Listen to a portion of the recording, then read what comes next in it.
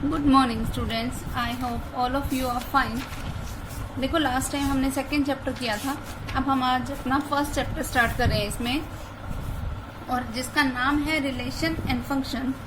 देखो relation and function क्या होता है। रिलेशन एंड फंक्शंस में हमारे पास होगा कि कोई एक एलिमेंट किसी दूसरे एलिमेंट से रिलेट कैसे करता है, मतलब उनमें कैसा रिलेशन होना चाहिए। जैसे अब देखो हमें पता है कि अगर एफ ऑफ एक्स है कोई फंक्शन, ठीक है, हम उसको लिखते किसके इक्वल है, वाई के इक्वल लिखते हैं। मतलब वाई की जो वैल्यू होगी वो एक्स पे डिपेंड करेगी, तो अब वो एक्स पे डिपेंड कर रही है तो किसी ना किसी वे में तो करेगी, तो वो जिस वे में उस पर डिपेंड करेगी ना, वही उनके बीच एक रिलेशन डिफाइन करेगा।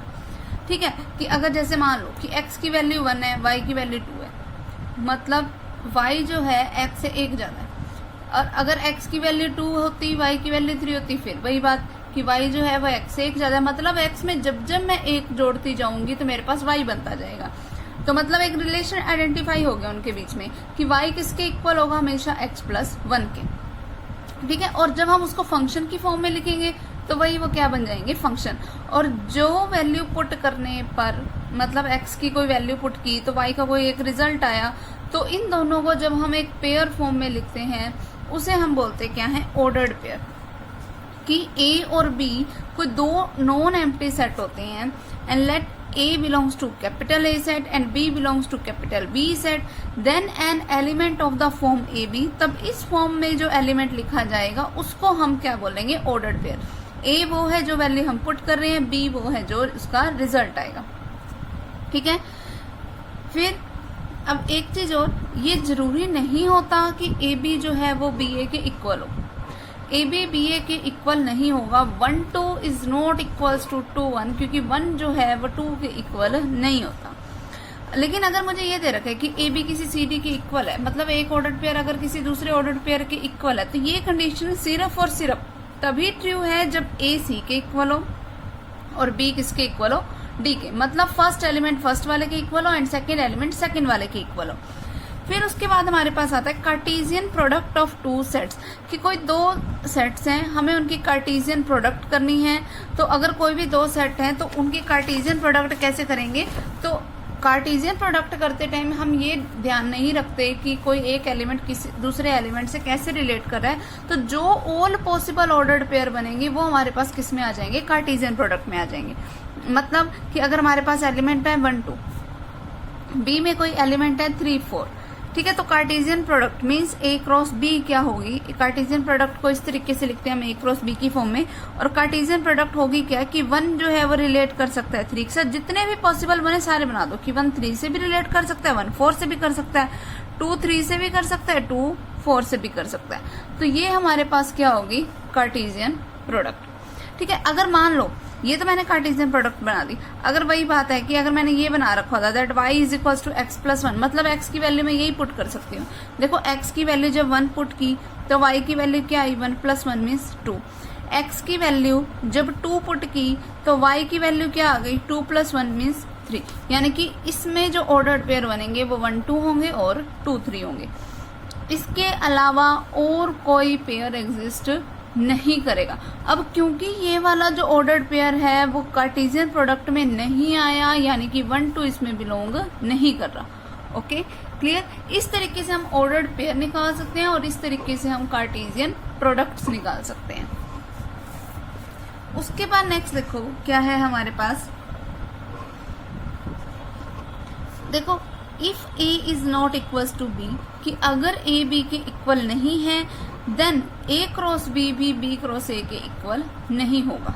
ठीक है, एक एग्जांपल दे रखा है कि एक सेट है a जिसमें हमारे पास एलिमेंट्स है 1 2 3, कोई b सेट है जिसमें हमारे पास एलिमेंट्स हैं एंड x एंड y, तो a क्रॉस b क्या होगा कि 1 x और y दोनों से रिलेट करेगा, फिर 2 x और y दोनों से रिलेट करेगा, और 3 भी x और y दोनों से रिलेट करेगा। तो ये a क्रॉस b बन गया। अब b क्रॉस a हम निकालें तो अब b वाला पहले नंबर पे लिखा जाएगा और a वाला दूसरे पे। मतलब x किससे रिलेट करेगा, 1 से भी, 2 से भी और 3 से। ठीक है, फिर y किससे रिलेट करेगा, 1 2 और 3 तीनों से। क्लियर। अब ये जो आया, अभी मैंने तुम्हें यहाँ पर एक प्रॉपर्टी बताई थी कि ए बी जो है वो बी ए के इक्वल नहीं होता। इट मीन्स कि 1x जो है वो x1 के इक्वल भी नहीं होगा, क्योंकि ये आपस में इक्वल नहीं है, इसीलिए a क्रॉस b भी b क्रॉस a के इक्वल नहीं होगा। और अगर कभी भी कोई दो सेट्स की कार्टेशियन प्रोडक्ट फाई के इक्वल आती है तो ये सिर्फ और सिर्फ तभी पॉसिबल है कि अगर ए और बी या तो दोनों एम्प्टी सेट्स हों, या फिर ए एम्प्टी सेट हो या फिर बी एम्प्टी सेट हो। मतलब किसी एक का एम्प्टी यानी कि नल सेट होना जरूरी है। ठीक है, एम्प्टी सेट बोल सकते हैं, नल सेट बोल सकते हैं, वॉइड सेट बोल सकते हैं हम। ओके, उसके बाद नेक्स्ट देखो क्या होगा हमारे पास, number of elements in A cross B अगर मुझे कभी निकालना हो तो वो हम कैसे निकालेंगे कि हम सीधा कैलकुलेट कर लेंगे कि number of elements in a कितने हैं, number of elements in b कितने हैं, और सिंपली उन दोनों की क्या कर देंगे हम प्रोडक्ट। जैसे अभी मैंने ये वाला किया था, यहाँ पे मेरे पास एलिमेंट्स ए में कितने थे 2, बी में एलिमेंट्स कितने थे 2, तो number of elements in A cross b कितने होंगे, number of elements in a into number of elements in b means 2 into 2 means 4 इसका रिजल्ट हो जाएगा। ठीक है, तो इस तरीके से हम इसको फाइंड आउट कर सकते हैं। फिर उसके बाद देखो ये हमारे पास शॉर्टकट टेक्निक है कि अगर सीधा हमारे पास जो है एक नंबर में सम आ जाए, ताकि हमें बार बार ये पूरे ऑर्डर्ड पेयर बना के देखने की जरूरत ना पड़े और सीधा ही हम आंसर निकालें। ओके, उसके बाद देखो नेक्स्ट क्या है हमारे पास, नेक्स्ट है हमारे पास रिलेशन। तो देखो रिलेशन अब हम डिफाइन करते हैं। जैसे मैंने तुम्हें बताया था कि कोई एलिमेंट किसी एलिमेंट से कैसे रिलेट कर रहा है, तो जैसे अब यहाँ पे कुछ एग्जांपल्स दिए हुए हैं कि is the child of type का रिलेशन बना रखा है कि Vaishali is the child of Mukesh, Saurabh is the child of Pawan, ठीक है, Ankit is the child of Deepak. तो ये इस तरीके से आपस में रिलेशन डिफाइन हम कोई भी कर सकते हैं। तो इज द चाइल्ड ऑफ को हमने इस तरीके से ऑर्डर्ड पेयर की फॉर्म में लिख दिया। ठीक है, अब देखो रिलेशन की जो डेफिनेशन है वो क्या है, वो ये है देखो कि अगर ए और बी कोई दो नॉन एम्प्टी सेट है, मतलब कोई ना कोई एलिमेंट तो जरूर होना ही चाहिए। ठीक है, नॉन एम्प्टी सेट है, then any subset of A cross B, तो ए क्रॉस बी हम करें उसका जो भी सबसेट आएगा उसको हम क्या बोलेंगे रिलेशन, कि ए क्रॉस बी के जो सबसेट्स बनते जाएंगे वो हमारे पास अपने आप में क्या बनाते जाएंगे, एक रिलेशन बनाते जाएंगे from set A to set B, क्योंकि पहले नंबर पे ए सेट है इसीलिए from set A to set B. ठीक है, फिर उसके बाद देखो क्या होगा कि आर जो होगा वो हमेशा सबसेट होगा ए क्रॉस बी का, ये मैं तुम्हें बता चुकी हूँ, जिसमें ए काम कर रहा है डोमेन का एंड बी क्या काम कर रहा है कोडमेन का। अब यहाँ पे मैंने बी के लिए कोडमेन वर्ड क्यों यूज किया, क्योंकि देखो कार्टेशियन प्रोडक्ट में तो एलिमेंट कोई भी बन सकता है। अब कार्टेशियन प्रोडक्ट हम करें वो हमेशा ज्यादा एलिमेंट्स कंटेन करेगी एज कंपेयर टू रिलेशन में जितने एलिमेंट्स हैं। तो हमने यहाँ कोड मेन वर्ड यूज किया। कोड मेन मीन्स बी के जितने भी आने के सारे एलिमेंट्स हैं वो कोड मेन में आ जाएंगे। और अगर यहाँ रेंज वर्ड यूज करते हैं तो मतलब सिर्फ हम वही लेके चल रहे हैं एलिमेंट्स जो कि डोमेन को फंक्शन में पुट करने पर हमें मिले थे। रेंज का मतलब क्या होता है कि हम डोमेन को फंक्शन में पुट करें और फिर जो वैल्यूज आए वो हमारे पास रेंज बनेगी। हम यहाँ वो नहीं ले रहे, हम यहाँ ले रहे हैं कार्टेशियन प्रोडक्ट, मतलब जितने भी पॉसिबल बन सकते हैं हमने उसके फंक्शन पे कोई गौर नहीं की, हमने जितने भी पॉसिबल बना सकते थे सब बना दिए। Okay clear. फिर आगे वो डोमेन को डिफाइन कर रहा है कि डोमेन क्या है, let R be a relation from set A to set B, then the set of all the first components of the ordered pair belonging to R is called the domain of R. तो वो मैं तुम्हें बता ही चुकी हूँ कि जो first number पे जो हमें दे रखा है वो हमारे पास क्या होंगे डोमेन, एंड जो सेकेंड नंबर पे जो हमारे पास बनेगा उसको हम क्या बोलेंगे रेंज बोलेंगे। रेंज ये हमारे पास सिर्फ तभी बनेगी जब हम उस पर फंक्शन को अप्लाई करेंगे। ठीक है, तो domain of R is always the subset of A and the range of R is always the subset of B. ठीक है, उसके बाद नेक्स्ट देखो एक चीज ध्यान रखना, यहाँ पर मैंने आर वर्ड यूज किया, मतलब रिलेशन के जो रेंज के एलिमेंट्स हैं। और रिलेशन हमारे पास बनता तब है जब हम फंक्शन में वैल्यूज को पुट करते हैं। ठीक है, तभी यहाँ पर हमने रेंज को डिफाइन किया, अदरवाइज यहाँ पर हम कोडमेन को ही डिफाइन करते हैं। ओके, उसके बाद देखो नेक्स्ट है हमारे पास नंबर ऑफ रिलेशन की, कितने पॉसिबल नंबर ऑफ रिलेशंस बन सकते हैं वो हम कैसे निकाल सकते हैं कि अगर कोई एक सेट में कोई मान लो जैसे 3 एलिमेंट्स है, कोई दूसरा सेट बी है जिसमें हमारे पास मान लो 2 एलिमेंट्स हैं, ठीक है। तो अब total number of relation from A to B कितने बन सकते हैं, तो वो इक्वल्स टू होगा 2 raise to the power m into N. यहाँ m की वैल्यू 3 है, n की वैल्यू 2 है, मीन्स हमारे पास इसका रिजल्ट क्या बन जाएगा, 2 raise to the power 3 into में 2 means 2 raise to the power 6। 2 raise to the power 6 का मतलब क्या हो गया, 64, ठीक है। अब देखो हम रिलेशन के बारे में बात तो कर रहे हैं, अब इनके टाइप्स की भी बात कर लेते हैं कि रिलेशन के टाइप्स कितने होते हैं। तो देखो इसमें जो हमारे पास फर्स्ट टाइप आता है वो आता है आइडेंटिटी रिलेशन। आइडेंटिटी रिलेशन क्या होता है, आइडेंटिटी मीन्स देखो नाम से ही पता चल रहा है, आइडेंटिटी का मतलब क्या होता है, सेम, यानी कि एक जैसा जो दिखने वाला हो। तो ऐसे रिलेशन जितने भी बने जो कि फर्स्ट एलिमेंट और सेकेंड एलिमेंट सेम कंटेन कर रहे हों, उसको हम बोलेंगे आइडेंटिटी रिलेशन। मतलब जैसे अगर कोई एक ए सेट है 1 2 4, अब मुझे रिलेशन डिफाइन करना है इसके ऊपर, तो वो क्या बन जाएगा 1 1 2 2 एंड 4 4। मतलब डोमेन का और रेंज का अगर एलिमेंट सेम है तो उसको हम क्या बोलेंगे, आइडेंटिटी रिलेशन। फिर उसके बाद है हमारे पास यूनिवर्सल रिलेशन। यूनिवर्सल रिलेशन क्या होता है, देखो यूनिवर्सल मतलब जो सबसे बड़ा हो, ठीक है। सबसे बड़ा तभी बनेगा जब उसमें हर तरीके का एलिमेंट आ जाएगा।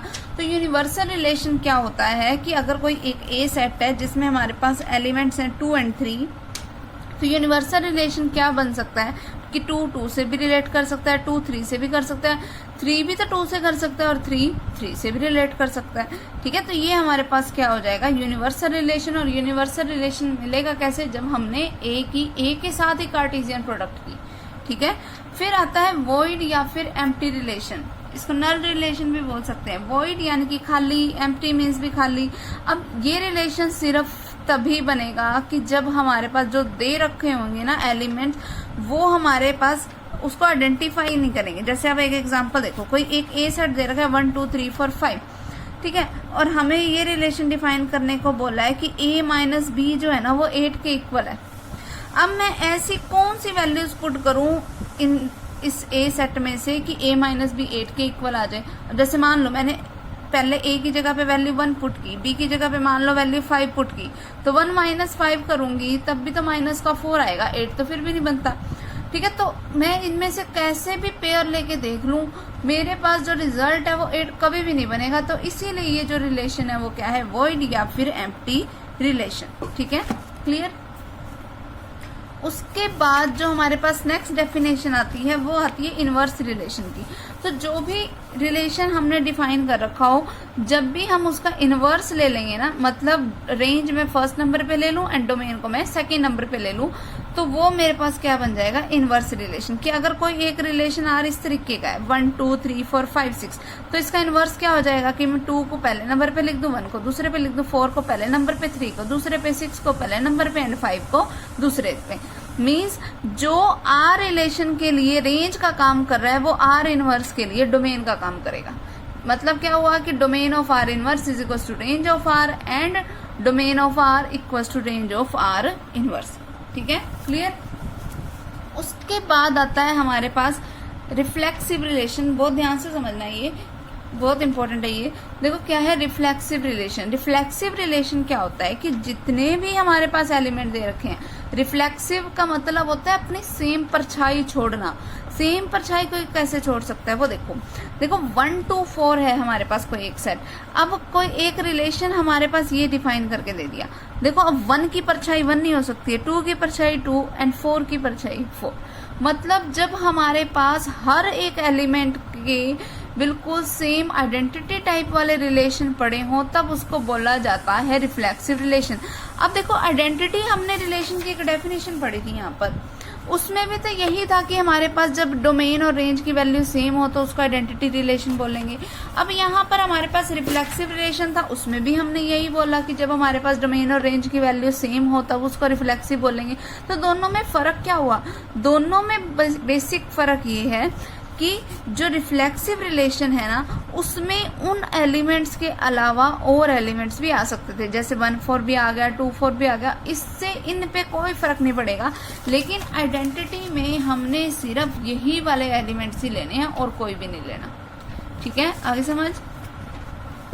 उसके बाद नेक्स्ट देखो सिमेट्रिक रिलेशन। सिमेट्रिक क्या होता है? सिमेट्रिक ये होता है कि जब हम कोई एक ए बी टाइप का ऑर्डर्ड पेयर किसी रिलेशन में बिलोंग कर रहा है और अगर उसी का रिवर्स, उसी का इनवर्स कोई बी ए टाइप का भी उसमें उस रिलेशन में बिलोंग करे, तब तो उसको सिमेट्रिक रिलेशन बोलेंगे, अदरवाइज नहीं बोलेंगे।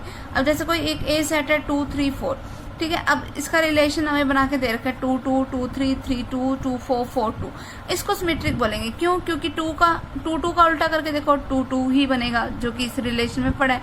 2 3 का उल्टा करके देखो क्या आएगा, 3 2, वो भी पड़ा है। 3 2 का उल्टा करके देखो 2 3, वो भी पड़ा है। 2 4 का उल्टा करके देखो 4 2, वो भी पड़ा है। 4 2 का उल्टा करके देखो 2 4, वो भी पड़ा है।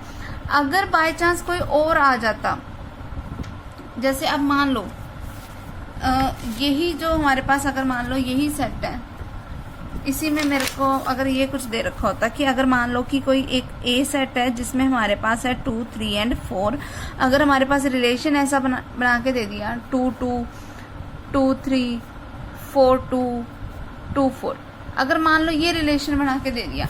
अब देखो 2 2 का उल्टा क्या होएगा, 2 2, वो पड़ा है इसमें। 2 3 का उल्टा क्या है, 3 2, वो इसमें नहीं पड़ा ना, इस रिलेशन में बिलोंग नहीं कर रहा, ठीक है। तो ये एक क्या है, नॉन सिमेट्रिक, तो मतलब ये सिमेट्रिक नहीं है, ठीक है। चाहे एक सिर्फ सिंगल एलिमेंट का बिलोंग ना करे। अब जैसे देखो 4 2 का तो उल्टा क्या है, 2 4, वो इसमें बिलोंग कर रहा है। 2 4 का उल्टा क्या है, 4 2, वो भी इसमें बिलोंग कर रहा है। चाहे सिर्फ एक सिंगल एलिमेंट का ही बिलोंग ना करे, तब भी ये नॉन सिमेट्रिक ही होएगा, ठीक है। मतलब हर एक एलिमेंट का बिलोंग करना जरूरी है। उसके बाद नेक्स्ट देखो, next is transitive relation. Transitive relation क्या होता है वो देखो।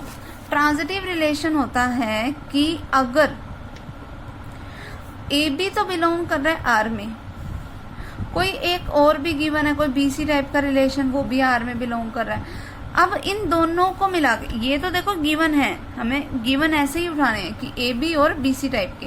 अगर इन दोनों का कंबाइन करूं, वो क्या आया, ए सी, फर्स्ट एलिमेंट इसका लिया, सी सेकंड एलिमेंट इसका लिया। अगर ये ए सी आर में बिलोंग कर रहा है तब तो वो ट्रांजिटिव है, अदरवाइज नॉन ट्रांजिटिव होगा, ठीक है। अब जैसे मान लो कि कोई एक रिलेशन डिफाइन करके दे दिया 1 2 2 1 1 1, ठीक है। फिर 2 3 3 1, ये है हमारे पास। अब देखो क्या ये एक ट्रांजिटिव रिलेशन है। अब देखो मुझे चाहिए क्या, मुझे ऐसे दो एलिमेंट्स उठाने हैं कि जो दोनों रिलेशन आर में बिलोंग कर रहे हैं। कैसे एलिमेंट उठाने हैं कि फर्स्ट ए बी टाइप का हो, मतलब जैसे मान लो 1 2 टाइप उठा दिया। अब मुझे सेकंड एलिमेंट ऐसा ही उठाना है जो 2 से स्टार्ट हो रहा। अब देखो 2 से स्टार्ट होने वाले ये दो एलिमेंट है, तो कोई मर्जी उठा लो। जैसे मैंने 2 1 उठाया पहले। अब इनका अब ये दोनों ही रिलेशन आर में बिलोंग कर रहा है, ये भी कर रहा है, ये भी कर रहा है। अब इनका कंबाइन क्या करके क्या बना, ए और सी, वो क्या बन गया 1 1।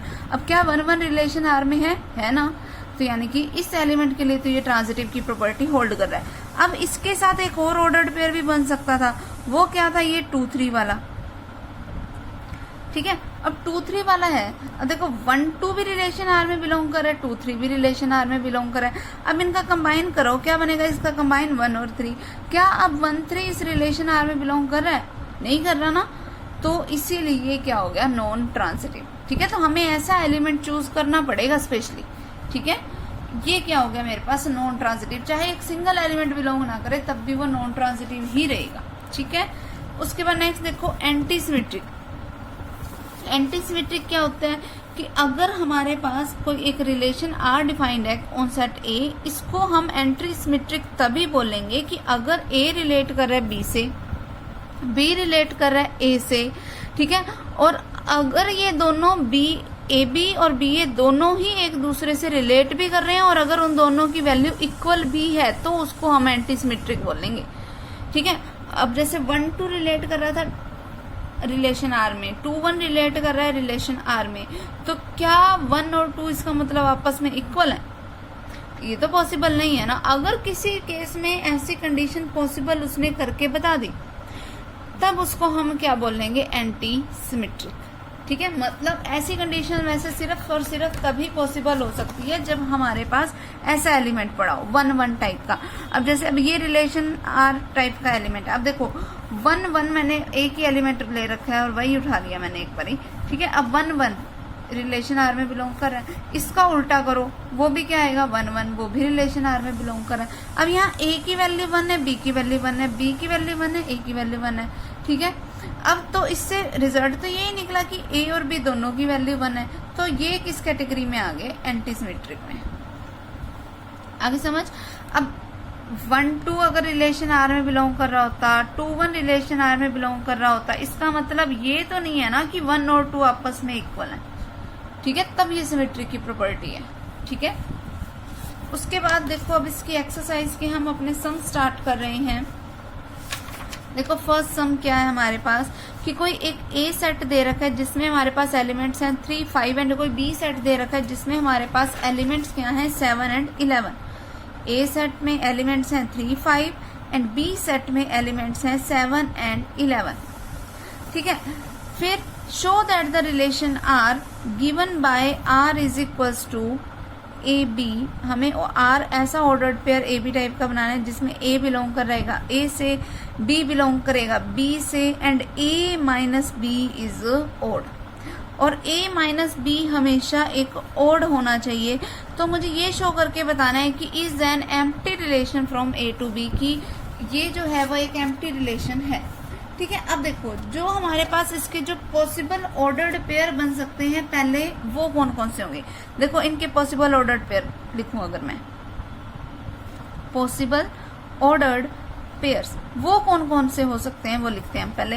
देखो 3 रिलेट कर सकता है 7 से, 3 रिलेट कर सकता है 11 से, 5 रिलेट कर सकता है 7 से, 5 रिलेट कर सकता है 11 से। यही हमारे पास पॉसिबल ऑर्डर्ड पेयर्स हो गए। अब a माइनस बी करके देख लो, 3 माइनस 7 किया, क्या आया मेरे पास माइनस का 4, जो कि रिलेशन आर में बिलोंग नहीं करेगा। क्यों? क्योंकि रिजल्ट तो हमें ऑड चाहिए और ये क्या आया इवन। फिर मैंने 3 माइनस 11 करके देखा, वो क्या आ गया मेरे पास माइनस का 8, ये भी आर में बिलोंग नहीं कर रहा। फिर मैंने अगला ऑर्डर्ड पेयर लिया 5 माइनस 7 किया, वो क्या आ गया माइनस 2, ये भी रिलेशन आर में बिलोंग नहीं करा ना, ठीक है। फिर मैंने अगला किया 5 माइनस 11 जो कि क्या आ गया माइनस का 6, ये भी रिलेशन आर में बिलोंग नहीं कर रहा, ठीक है। तो ये हो गया ना एक एम्प्टी टाइप का रिलेशन, ठीक है, और यही मुझे प्रूफ करना था। क्लियर। उसके बाद नेक्स्ट सेकंड सम देखो, if R is the relation less than, कि मतलब आर मुझे कोई लेस देन टाइप का रिलेशन बनाना है। ए में मेरे पास एलिमेंट्स हैं 1 2 3 4 5, बी में मेरे पास एलिमेंट्स हैं 1 4 and 5। Right down the elements corresponding to R, की रिलेशन आर में कौन कौन से एलिमेंट्स आएंगे वो मुझे बताने हैं। And find the inverse relation of R, और इनवर्स रिलेशन इसका क्या होगा वो भी बताना है। अब देखो मुझे रिलेशन जो बनाना है वो कैसा बनाना है, लेस देन, मतलब ए जो होना चाहिए वो कैसा होना चाहिए कि ए जो हो वो लेस, एक ऑर्डर्ड पेयर ए भी मुझे बनाना है कि ए जो हो वो कैपिटल ए से बिलोंग करे, बी जो हो वो कैपिटल बी से बिलोंग करे, बट ए लेस देन किसके हो, बी के। ऐसा रिलेशन बनाना है। तो वैसे बना लेते हैं हम। कौन कौन से बनेंगे वो देखो। अब 1 1 से छोटा है नहीं ना, 1 4 से तो छोटा है, तो एक बन गया 1 4। फिर 1 5 से छोटा है, एक बन गया ये। फिर 2 1 से छोटे है नहीं, 2 4, फिर 3 1 नहीं आ सकता, 3 4 आ सकता है, 3 5 आ सकता है, फिर 4 1 नहीं आ सकता, 4 4 के इक्वल है, छोटा तो नहीं है, तो ये भी नहीं लिखेंगे हम, 4 5 लिख देंगे हम। फिर उसके बाद 5 1 नहीं लिख सकते, 5 4 नहीं लिख सकते, 5 5 नहीं लिख सकते। तो ये हमारे पास क्या बन गया, आर। अब उसने हमसे पूछा क्या है, आर इनवर्स भी पूछा है, तो इसका इनवर्स भी कर दो। इसका इनवर्स क्या बनेगा, 4 1 5 1 4 2, मतलब डोमेन वाला रेंज की जगह पे, रेंज वाला डोमेन की जगह पे, ठीक है। तो ये इसका रिजल्ट हो गया। क्लियर। तो इस तरीके की सम करेंगे हम, ठीक है। बाकी के सम हम अपने नेक्स्ट टाइम करेंगे, आज के लिए इतने बहुत हैं। क्लियर।